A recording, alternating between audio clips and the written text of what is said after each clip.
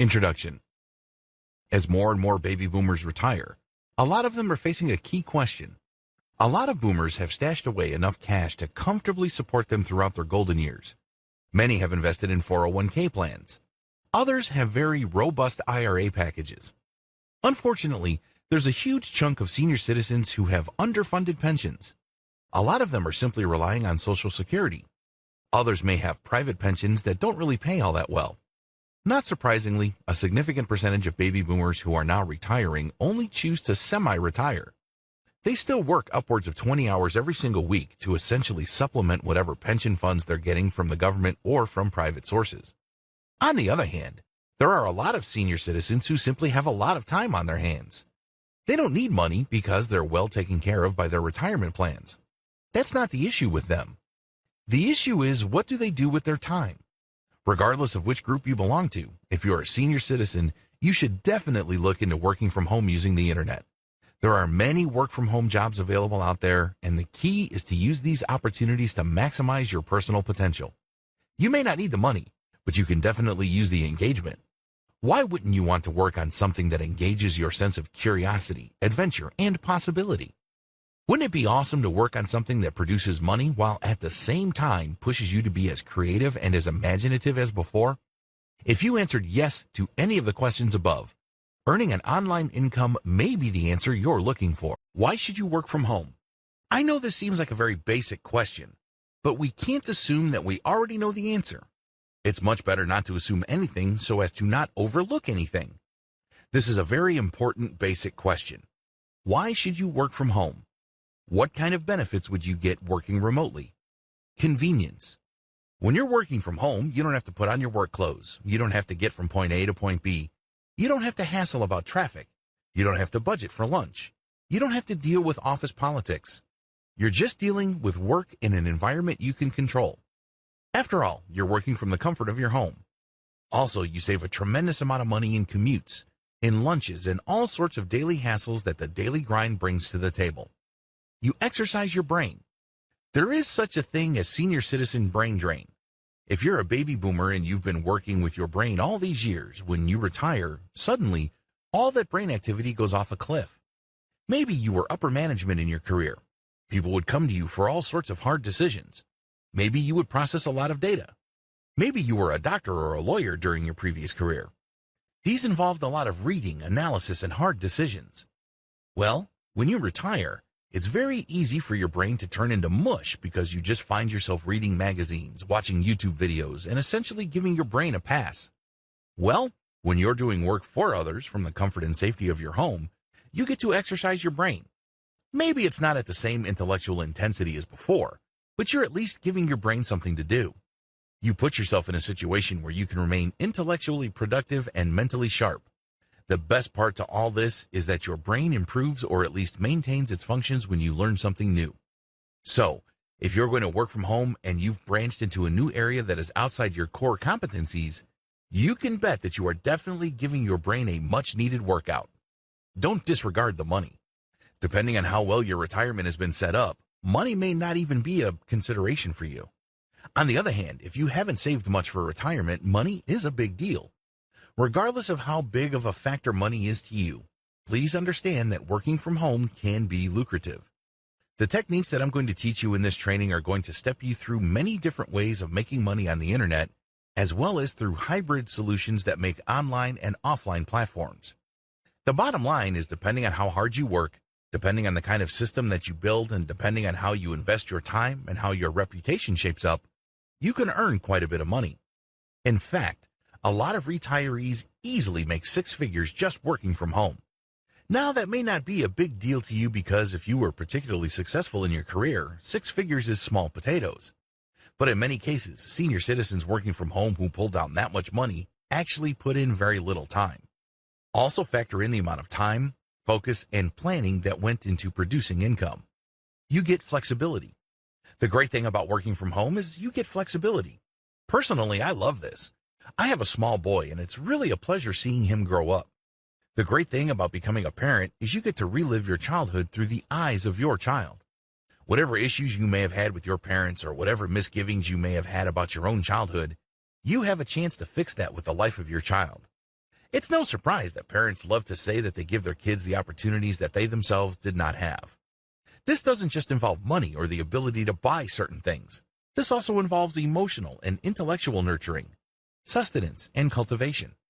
Also, you get to enjoy a very nice work-life balance when you're working from home. Your work revolves around your schedule, not the other way around.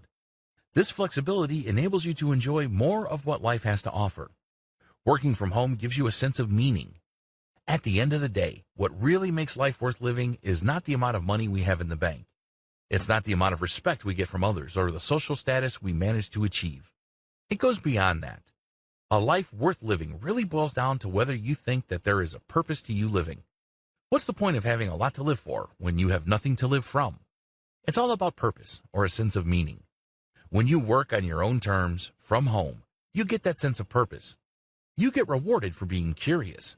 You get rewarded for breaking things up and putting them back together again and piecing the things together and connecting the dots. You ultimately get paid to learn, and it's really nothing short of beautiful when I see senior citizens that I coach professionally for online income generation regain that spark of meaning and purpose. Please understand that during your old career, it's very easy to define yourself based on your job or your title. But when you work from home, you define yourself based on the possibilities of the things you can do, and every time you produce something, you achieve a new level and you explore territory. That's a beautiful thing, because you're celebrating your growth as a human being on so many different levels. Keep the benefits above in mind if you're still on the fence about working from home. Please understand that senior citizens working from home don't just benefit financially from doing so. They stand to gain so much more. Get an online job as a virtual assistant. In the United States and elsewhere, there are huge numbers of companies that are discovering the power of a distributed workforce. Now, a lot of these companies are startups that have a purely online business. Maybe they have online stores, or they offer some sort of software service available through the web. However, interestingly enough, an increasing number of offline businesses are also turning to the internet for specialized virtual assistant services to help them find new customers, take care of digital paperwork, or do some logistical work like managing appointments, researching clients, and similar tasks. Accordingly, there is a strong demand for virtual assistants. Senior citizens can take advantage of this growing demand. This is especially true of individuals who have worked at an office before. Maybe you were an administrator, or maybe you assisted executives, or you just know your way around an office environment. The tasks involved. Virtual assistants usually just handle administrative tasks. This includes answering emails, scheduling appointments, going to travel websites and buying tickets for executives, as well as setting up all sorts of travel arrangements. Essential requirements. In terms of character traits, you need to be able to work under pressure. The pressure normally comes in the form of a deadline. You also have to have solid critical thinking skills, and you have to be a self-starter. This means you don't require somebody to look over your shoulder. Your boss doesn't have to shake your cage so you can get motivated to work. At the very least, you must be able to deliver what's expected of you at the expected time. Finally, you have to have solid English communication skills. This can't be emphasized enough. You have to write and document what you did for your employer. Now, a lot of times, this is taken care of by project management software. You're given a series of assignments and you just plug in what you did and at what time, and you are done. Well, it all depends on the setup. Some virtual assistant arrangements are more informal than others, while others require specialized tracking software.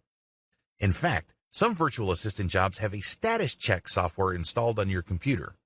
This enables your employer, with your full legal permission, to check your screen at any given time within the block of time you agreed to work. This will let them know if you're playing online poker or messing around online or actually doing the work they pay you for. Different arrangements. What I would suggest is you try to get a virtual assistant project that pays based on outcome instead of time.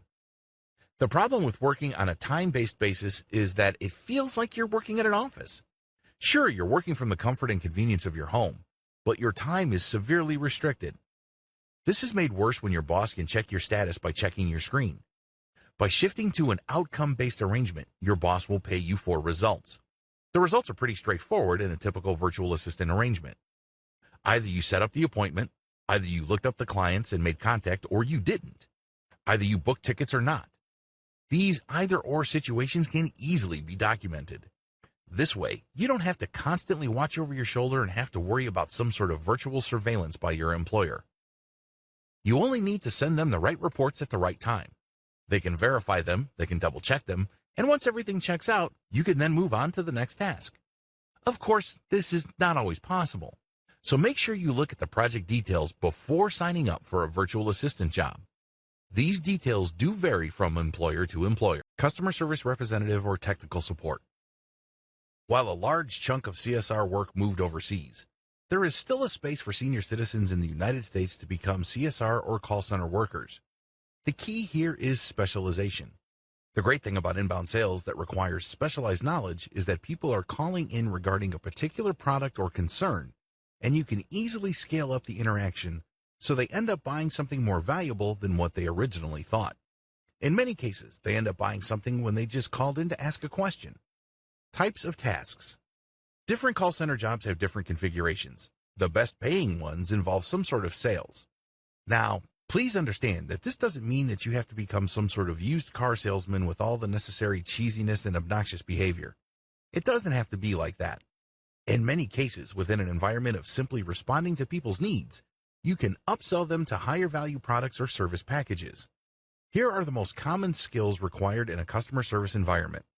Resolving issues, answering questions, analyzing the caller's concern and directing that person to the right resource, doing analysis and listening to the customer at the same time, documenting the interaction, listening to the customer and analyzing their actual needs, meeting quality standards, solving problems, knowing product issues, knowing marker concerns, basic phone skills.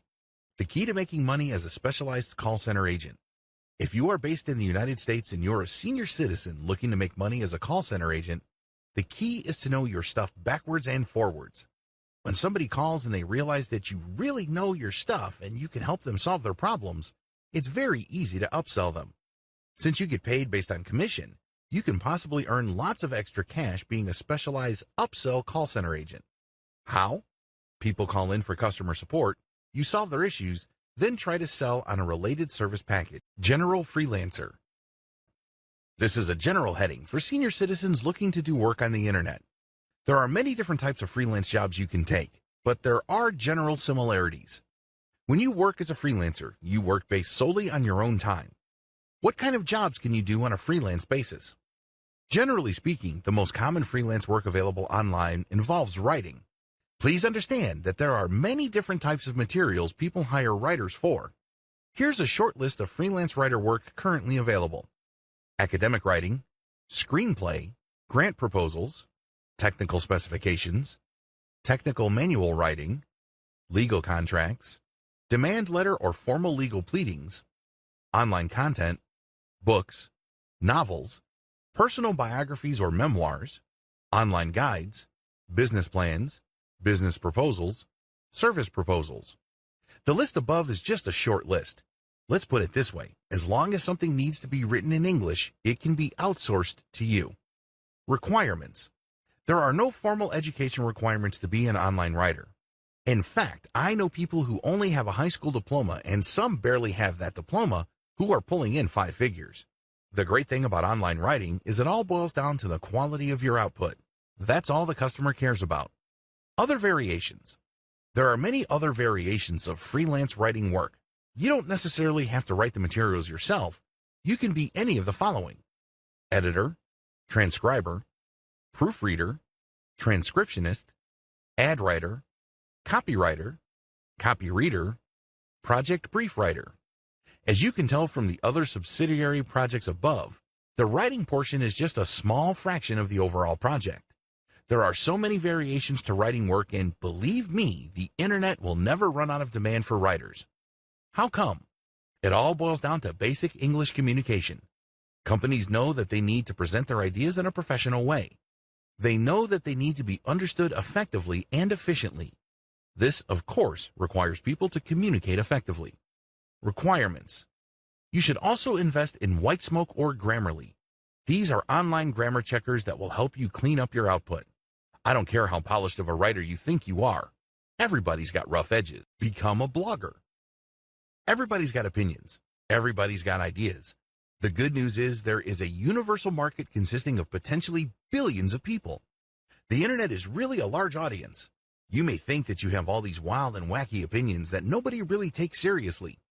That may be true, but it may be the other way.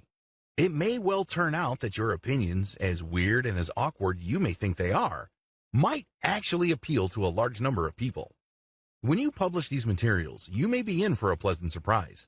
There may be a lot of people reading your stuff, sharing your stuff on social media, and essentially developing a community around your content. If all this sounds far-fetched to you, don't be so skeptical. This happens all the time. In fact, a lot of online publishers started out this way. They would just share their opinions, or they would share research that they've compiled and put into their own words in their own personal blog. They thought that nothing was going to come of their blog, which was purely a hobby. Well, thanks to social media as well as search engines, these people are making full-time income from their blogs. In fact, a lot of these publishers end up selling their properties for quite a bit of money. $100,000 to $1 million is not unheard of. Excited yet? Follow the tips below to set up your own blog. Pick the right niche. If there's any one piece of advice I can give anybody looking into blogging, it is this. Your niche will make or break your blog. Pick the wrong niche and your blog will die. According to the New York Times, over 90% of blogs ever started end up dying. That's how high the blogging failure rate is. A lot of this can be traced to the wrong niche. You have to pick a niche that is rewarding enough for you to remain motivated and pumped up about blogging. If you are blogging for 1 month and you're just cracking out content like there's no tomorrow, if you don't make any money and there's no engagement or any kind of objective indication of success, sooner or later you're going to run out of steam. After all, you can only run on passion for so long. To create a self-sustaining business where you can get the motivation you need to just produce high-quality content and produce these materials over an extended period of time so as to maximize their income potential, you have to pick the right niche. The right niche can be boiled down into the formula below. The right niche equals the topic you're passionate about plus high enough search volume levels. You can get this through Google Keyword Planner tool. Plus high enough commercial value. You can get this with the Google Keyword Planner tool. And manageable levels of competition. You can find this through a simple Google search for your target keywords. Just wrap your mind around the formula above and you will be able to blog successfully. Starting a blog. Starting a blog is actually the easy part. The hard part is picking the right niche. I'm providing you the steps below under the assumption that you already know how to pick the right niche or you have already chosen one. Step 1. Get a hosting domain name and install WordPress. I suggest that you get hosting that allows for a one-click WordPress installation. A lot of people say that you should use free tools like Blogger.com, WordPress.com, or Medium.com. Don't listen to those people. Remember, your blog can make money, but the real payday is when you sell your blog. As I mentioned above, many bloggers sell their blog business for hundreds of thousands of dollars or even north of $1 million. That's how lucrative blogging can be. If you don't believe me, look up the sales of big credit card or personal finance blogs. Those deals can be mind-blowing. Since selling your blog is a future possibility, it doesn't make any sense for you to use a platform like Medium.com or Blogger.com. You don't own the platform, and ultimately you don't own that property. Host your own blogs using your own hosting subscription on your own domain name and run your blog through WordPress. Step number 2, pick the right name. Pick a blog name that really encapsulates the value your blog brings to the table. Step number 3, customize your blog. Make sure that your blog reflects your brand. Step number 4, create winning content. By winning content, I'm talking about content that is recommended by tools like BuzzSumo. When you use these tools, they find the most popular pieces of content in your niche. You end up creating content that people are already interested in. This increases the chance of your blog becoming successful. Step number 5, promote your website. Go on social media and share your blog posts. Share on question and answer platforms like Quora.com. Get on Reddit and discuss your website and share your resources. Make it a point to devote several hours every month to this until you get a steady flow of traffic. Eventually, you can stop promoting because your blog would have gathered enough attraction so that its own readers would be sharing your blog content. Step number 6, monetize. This shouldn't be number 1 on your agenda, but it should still be part of the picture. Once you get enough traffic, look to turning that traffic into money. You can put ads that pay you pay per click, or you can sell your own products, or you can put ads that pay for every single email captured. Whatever the case may be, you eventually start making money, but you should focus first on making your blog popular. Translator. Senior citizens who know a second language or who are good in multiple languages can easily hire themselves out as online translators. There are lots of online translator programs available to senior citizens. Given the random nature of human languages, a simple mechanical one-to-one translation service like Google Translate is simply not going to cut it. There will be a lot of nuances left out. In fact, in many cases, a simply mechanical translation leaves out context, and this might produce the wrong effect. As you probably already know, context is everything. How to make even more money with translation. If you, for example, were a doctor or a nurse, you can translate medical documents, and these can pay more. Similarly, if you were a lawyer before in your old career, you can translate legal documents, and this can fetch quite a bit of money. Business consulting. If you were instrumental in growing a company in whatever capacity, you can choose to become a business consultant. Business consultants earn quite a bit of money because people are looking for their experience. You can give out advice. You can start up through crucial stages of its development. You can offer coaching services. There are so many ways you can offer your business consultant services. It all boils down to how much knowledge you have. Freelance versus publishers. The big factor to consider if you're thinking of becoming an online business consultant really boils down to delivery. Usually when people think of consulting, they think of somebody who physically shows up, talks to certain people, and then comes up with some sort of report. The company is supposed to read through this report and change their business practices based on the recommendations. Online business consulting is slightly different. Basically, you send out questionnaires and you then come up with a final report which you email to your client. But that's just one way of doing things. That is the one-to-one type of consulting. Basically, you deal with a specific business based on its merits, and then you send out the specific consultation report. There's another way you can make money as a business consultant. You can basically have people fill out the same questionnaire, but depending on their answers, you can send out canned or pre-written recommendations. The great thing about this is you work once, but you make money many times over. How come? You wrote the recommendations once. The only work that you're doing is to read the questionnaire and see which type of report to send to which client. The drawbacks of one-to-one consultation. It's very easy to think that the best way to become a business consultant is for people to get in touch with you via Skype and you just talk to them. The better approach would be to just come up with a canned or pre-recorded or pre-written product that governs many different common issues. You then send it out, and then the customer can customize their implementation of your advice. You can then set up a one-to-one consultation for something more specific. This enables you to make more money, and it also helps you qualify your customer base. Bookkeeper or tax accountant. If you have a specialized knowledge regarding accounting, or you were a CPA or a bookkeeper before, you can work from home offering this type of service. Basically, people need bookkeepers, and unfortunately, nearby bookkeepers cost a lot of money. Also, this type of service can easily be done online. You just send out digital packages. As long as you have the skills to do this, you can provide it through the internet. 2 models. There are 2 service provision models for people looking to become online bookkeepers or tax accountants. Use an agency or provide it directly yourself. Going through an agency. The great thing about becoming part of an online bookkeeping or accounting agency is that you don't have to worry about where your next project's going to come from. They do promotions and they basically will market themselves, so they get a steady stream of clients for you. The downside to working with an agency is that a significant chunk of your income will go to the agency. Going your own way. The great thing about offering your own tax accounting and bookkeeping service directly to the general public is the fact that you don't have to split your fee with anybody. The downside to this is that you have to know online marketing well for you to earn using this technique. Otherwise, it's going to be tough for you to earn money as a tax accountant or bookkeeper. You have to have the right marketing skills to make this happen. See the marketing section later in this training. Online tutor or teacher. There are many disciplines requiring tutorial assistance. Generally speaking, these boil down to science, math, and English. If you are good with written English or spoken English, you can become an online tutor. 2 types of tutoring platforms. If you're looking to tutor people through the internet, please understand that there's really only 2 platforms for this. You have to choose wisely, otherwise you might not make much money as an online tutor. Type number 1, go through an online agency. The great thing about signing up for an online tutoring agency is that they will find clients for you. You don't have to worry about finding a student. Your main worry is to get accepted into an online tutoring platform. Type number 2, go your own way. The alternative to using an agency is to go your own way. In other words, you put up your own website and you market your online teaching and tutoring services directly. The great thing about this approach is you get to charge more money. Remember, when you're using any kind of agency, you are splitting the fee with the agency.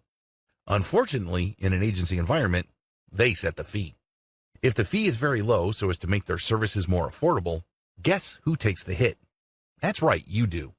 So when you market directly to your potential students, you earn more money and you keep more money.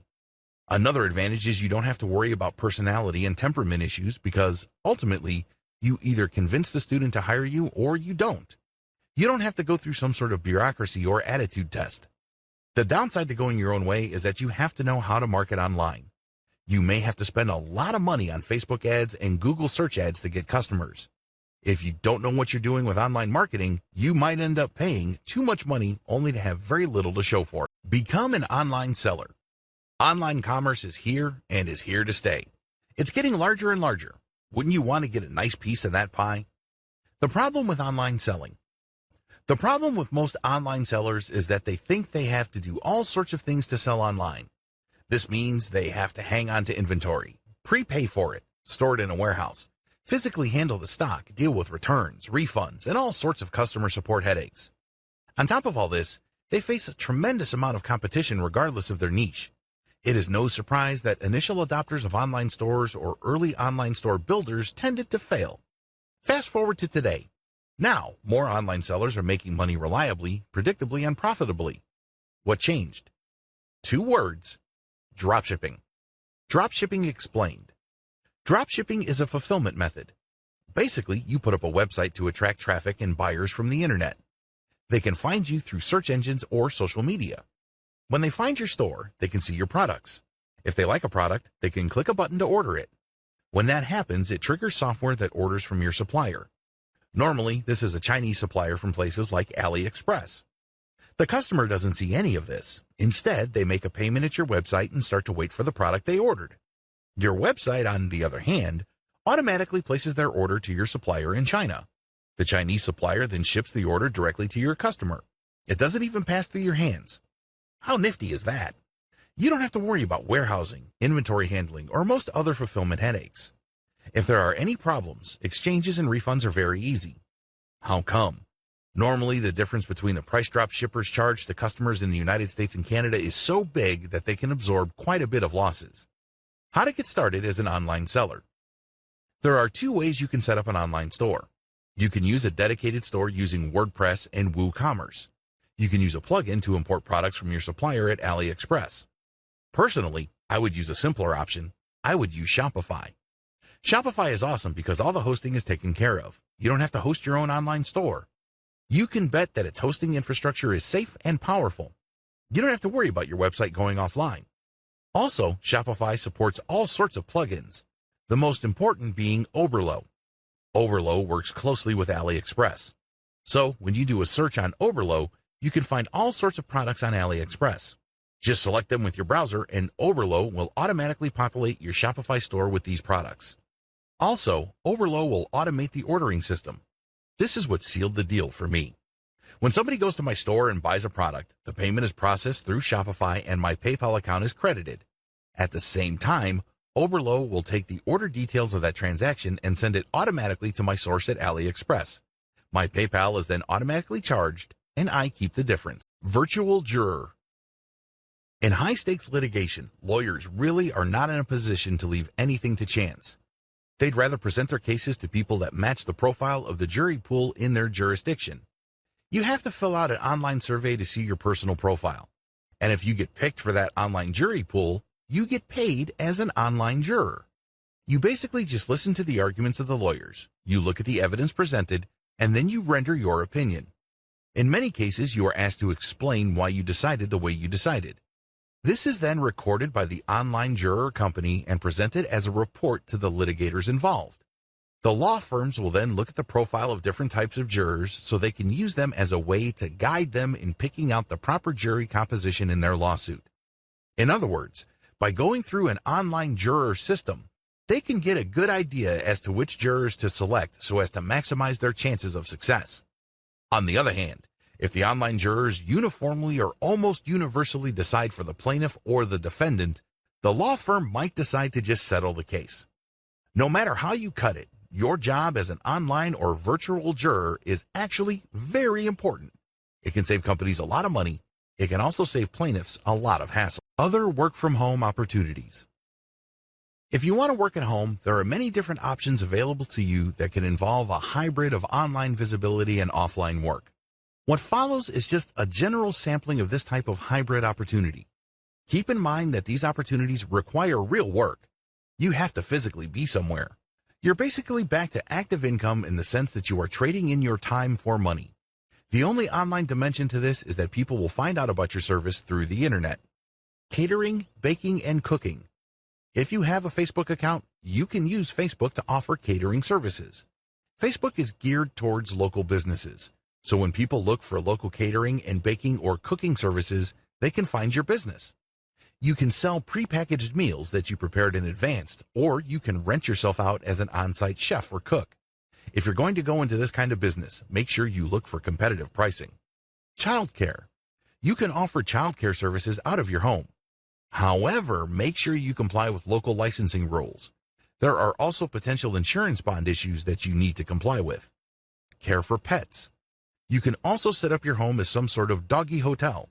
There is a tremendous amount of demand for this type of service. You can also walk people's dogs for them or otherwise take care of their pets as a pet sitter. You can advertise these services on places like Craigslist. Depending on your jurisdiction, you might have to get a permit and insurance. You also might have to get certain modifications to your premises built. Handicrafts, painting, and music. If you are in any way creative, you can just create music or graphic arts packages and sell these online. There are lots of people looking for royalty-free music. You can either join a website that acts as a clearinghouse for this type of material, or you can sell it through your own site. Mechanic services.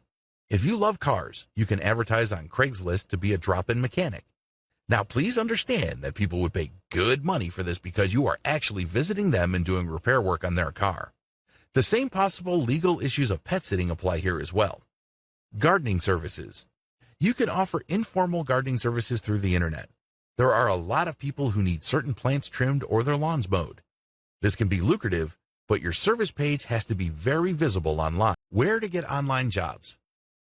Assuming that you want to become a virtual assistant, or you want to work as an online tutor or perform any kind of work that can be done online for clients, you really only have 3 major sources of these types of jobs. Please understand that these are categorical sources, meaning there are many different variations to these, but ultimately this is how they operate. Your 3 choices are going your own way, micro-sourcing platforms, or job matching platforms. Method number 1, going your own way.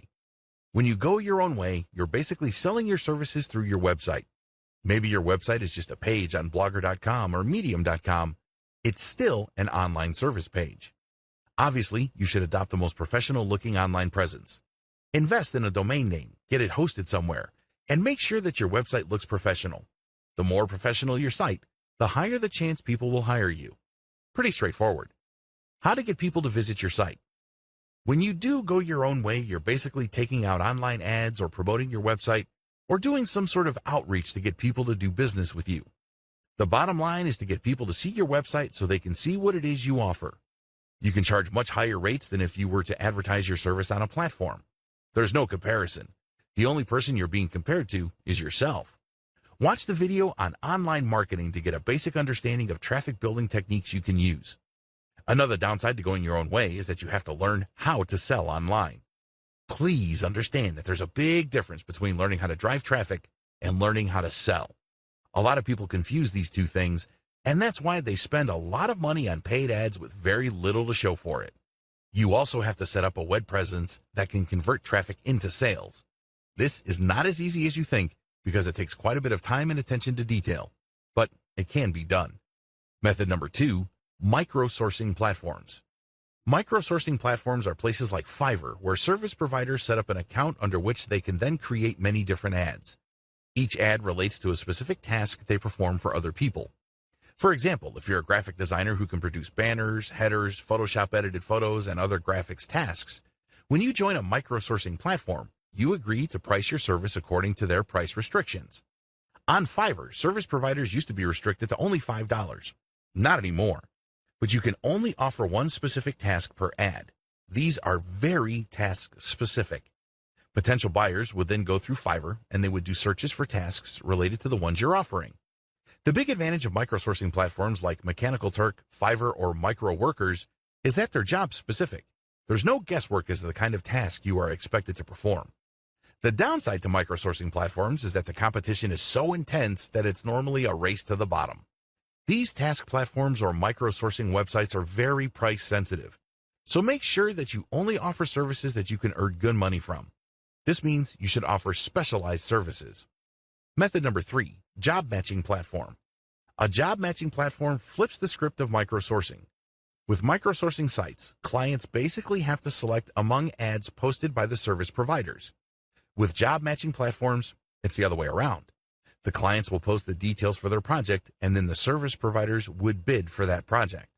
The big advantage of these platforms is that the client has a lot more control.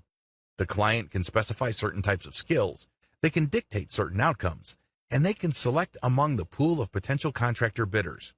The big disadvantage of job matching platforms is that service providers are forced to compete. A lot of people posting specialized jobs on job matching platforms expect to pay $1 for a Ferrari. The good news is that if you specialize and have a solid track record, you can still do well on this type of freelancing platform. Senior Citizen's Guide to Basic Digital Marketing. In this video, I'm going to walk you through the many different ways you can promote your passive income business. Whether you have a download site, some sort of service platform, an app you had programmed for you, a piece of software, a book or blog that makes you money, you need to know the basics of online marketing so you can drive traffic. It's really as simple as this question. No traffic means no money. Wrap your mind around that. If you want to generate passive income from the internet, you have to figure out how to drive that traffic. Of course, the cheaper the traffic, the better. The good news is that the vast majority of the methods I'm going to describe below are free. Don't get too excited. Nothing is really free. They may not cost you actual dollars, but they will cost you your time. So if you have a lot of time, you can take these steps and produce quite a bit of traffic. It goes without saying that if you are selling your services through your own website or through a Web 2.0 site like Blogger.com or Medium.com or WordPress.com, you can also use the same digital marketing methods described here. Preliminary step number 1, start a blog to promote your service. Create a blog on your own domain name if you can. If not, use Web 2.0 platforms like WordPress.com, Blogger.com, or Medium.com. When you create a professional-looking blog, this means you have to put graphics. Maybe you need to install a theme. Make it look good. Once you've done that, address basic questions regarding your service. Why would people want to use your service? What kind of problem do they have? For example, if you are a graphics designer, why would people need the help of a graphic designer? Well, normally, they would need banners. They would need graphical headers for their blogs. They may need specialized graphics for a blog post. Talk about those needs and why it's a good idea to use those types of items. Talk about the benefits of such graphical products for people's business. Go to places like Quora.com to compile a massive list of questions people normally ask regarding your type of business. Answer those questions on your blog. Alternatively, you could offer buyer's guides. This is intended for people who already want to hire people like you. This content is intended to convince them to hire you instead of somebody else. In your guide, you will say that people should look for certain qualities or certain features, and then you upsell your service. The bottom line is you create online resources that address the end user's needs. When they read these materials, they will figure out key questions regarding their needs, and your brand becomes more credible to them. They are more likely to buy from you because you gave them critical information that could help them make a more informed decision. Preliminary step number 2, create a sales funnel. Once you have started a blog to promote your service, you need to create a sales funnel. This is crucial. A lot of people think that once they put any kind of content on the internet, that somehow, some way, that content will magically transform traffic into cold hard cash. I wish it were that easy. While I have no doubt that this sometimes happens, but for the most part, it doesn't. You have to understand that most people are busy. Most people have better things to do.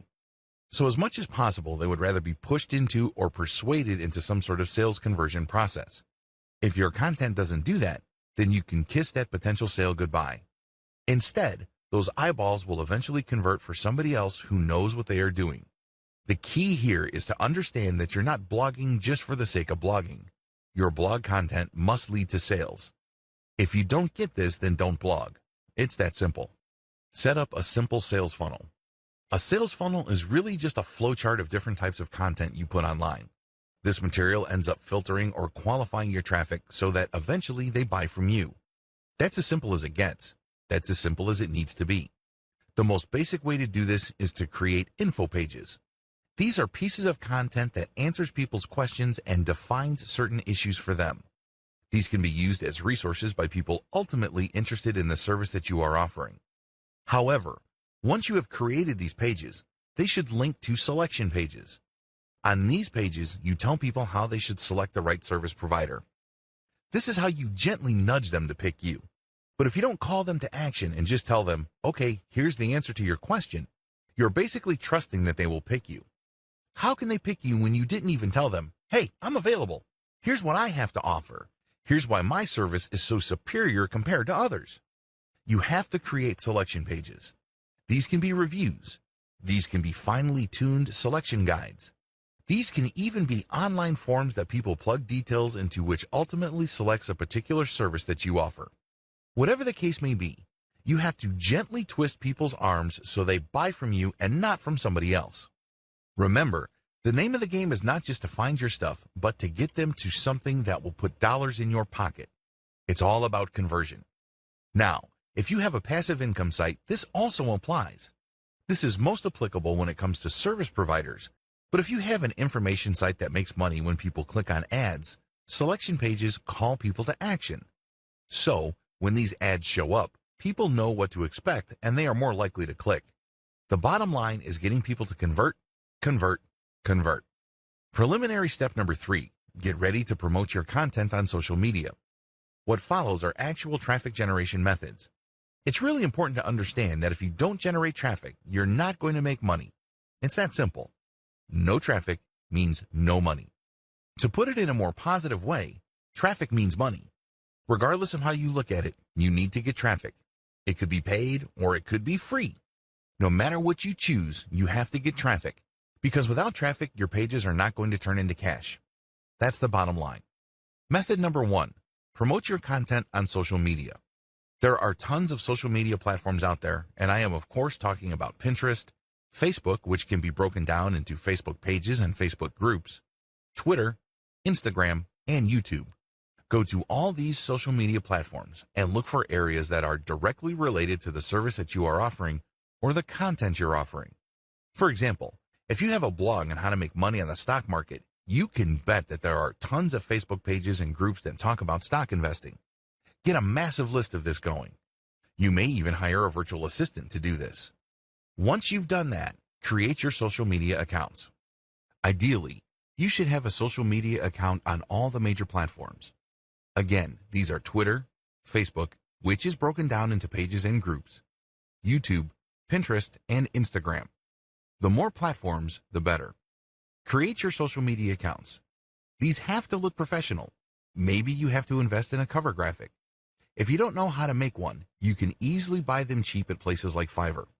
Once you've created your social media accounts, populate them, include your bio, and include a little background on your service or your content. Next, share your content on your accounts. If this is passive income content, this is pretty straightforward. Just drop the link.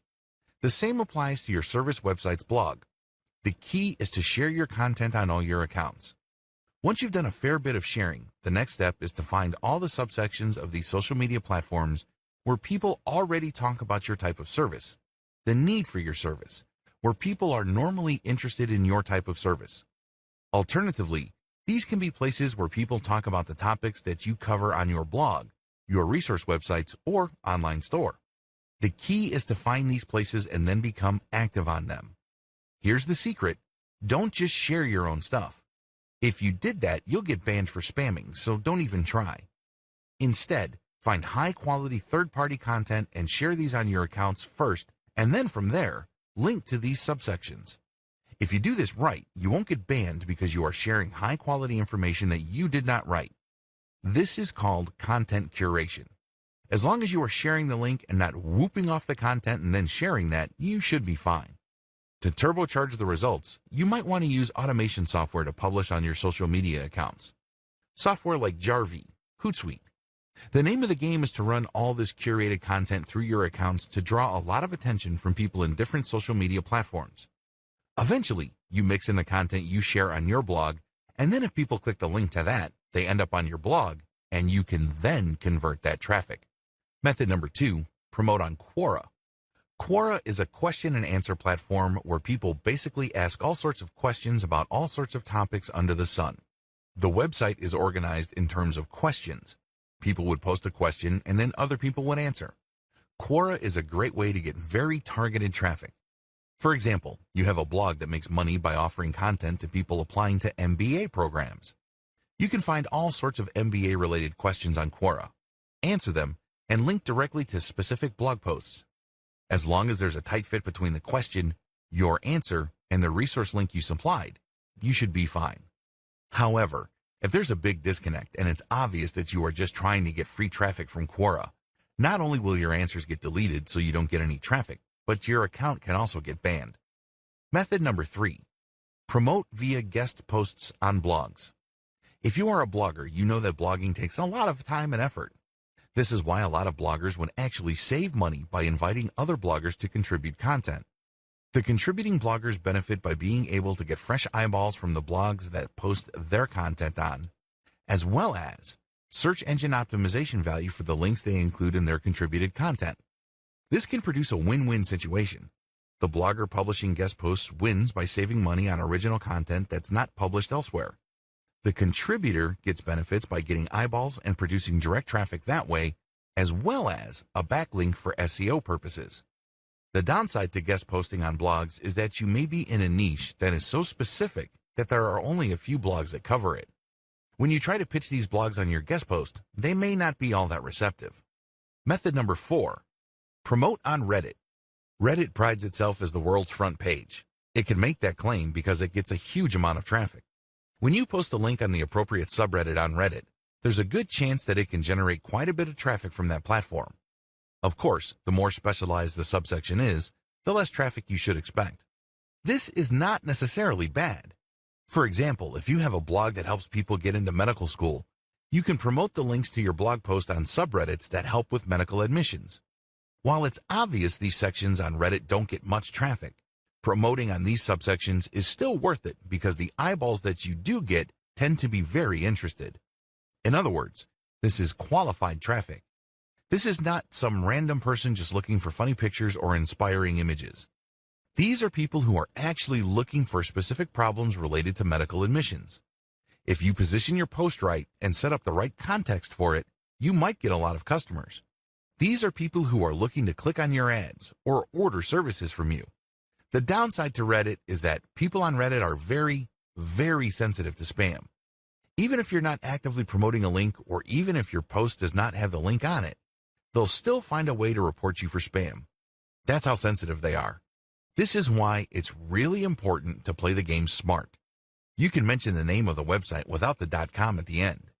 You can mention the email address of a person and then say that they are using Gmail and what their name is. People will be able to put together and use that name and form an email address and send email. You just have to be creative on Reddit. Method number 5, promote on forums. You can drive free traffic from forums that are directly related to your target niche. If you provide the service to website owners in the air conditioning industry, for example, you can find air conditioning forums populated by people who own air conditioning businesses. You can then post questions and then other people would answer, and then you can mention the fact that there's this article out there, people can click the link and they can go to the website and then upsell them there. The big advantage of forums is that they tend to be very specific. Also, the content you post on them tends to stay on the internet for a long time. In other words, the content functions as some sort of long-lasting resource. People would be able to find it for a long period of time. The downside is that just like Reddit, many forum users are very sensitive to spam. So as much as possible, you should develop quite a bit of credibility first. You can't just go in and just drop a link on day one. It doesn't work that way. Sooner or later, start dropping third-party high-quality content links.